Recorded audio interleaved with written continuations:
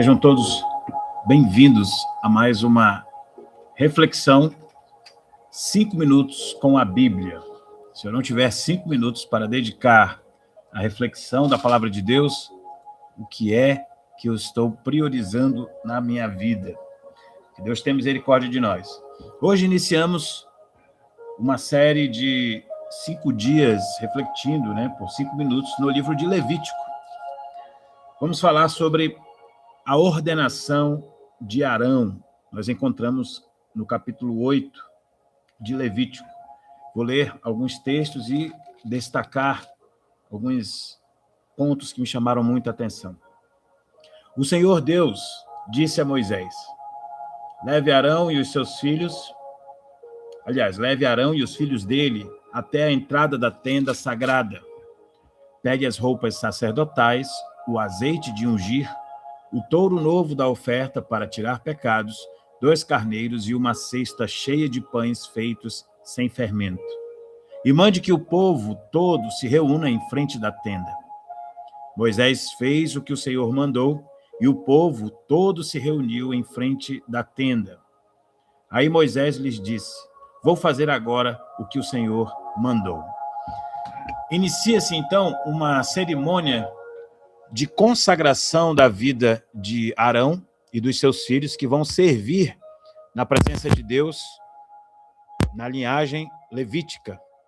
Portanto, é interessante, 1, 2, 3, 4, 5, 6, 7, 8, 9, 10 versículos bíblicos que vão deixar muito claro o que Moisés estava fazendo. E o resumo é: Moisés fez o que o Senhor mandou. Muitas pessoas me perguntam ao longo da caminhada: como é que eu vou saber o que Deus mandou eu fazer, o que Deus quer que eu faça? É muito simples. Você precisa ouvir a voz de Deus. Não confunda a voz de Deus com mania de líder religioso, com regras religiosas, com dogmas. Se você e eu quisermos conhecer o que Deus quer, o que Deus manda, nós temos que conhecer isso aqui, conhecer a Bíblia. Porque muitas pessoas se decepcionam, são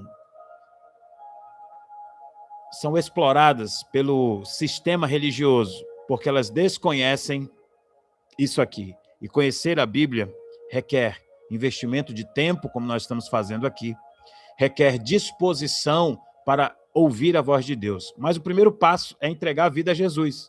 É você reconhecer que, nossa, eu estou tentando viver do meu jeito aqui há um tempão e não está dando muito certo.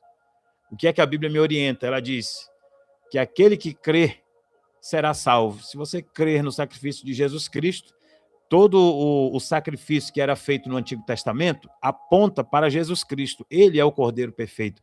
É ele quem morre na cruz, é ele quem paga pelos nossos pecados, ele carrega sobre si toda a maldição e nos traz a paz, nos traz a esperança, nos traz a certeza de uma vida eterna com Deus. É só por meio de Jesus Cristo.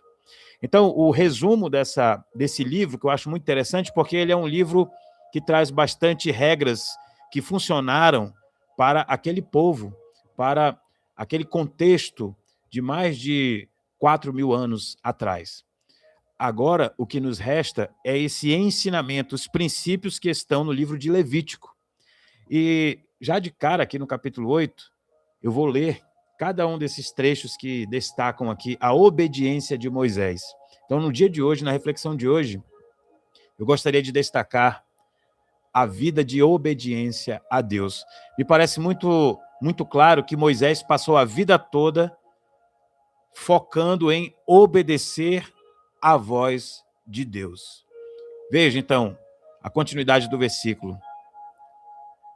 Vou fazer agora o que o Senhor mandou. Então Moisés começa ali, ele continua todo o ritual de consagração de Moisés. Lá no versículo 9, tudo isso Moisés fez como o Senhor havia mandado. Lá no finalzinho do versículo 13, conforme o Senhor havia mandado.